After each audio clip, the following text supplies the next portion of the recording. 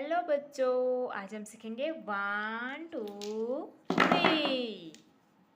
पहले जानेंगे colour name.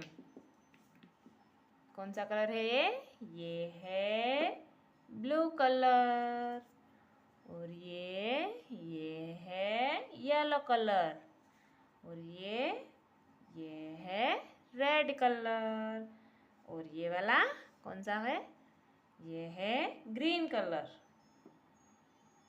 और ये है ब्राउन कलर। ठीक है,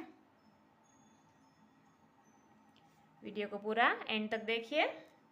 पहले 1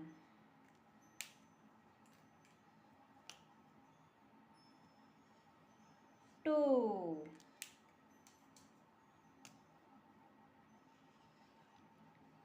3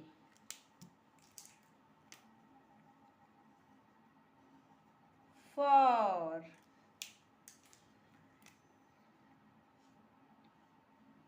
5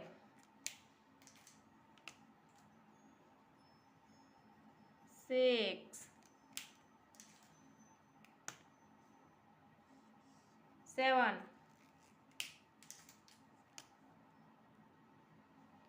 8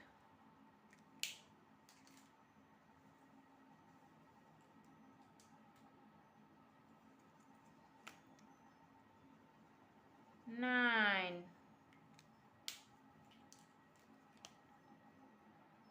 1 0 10।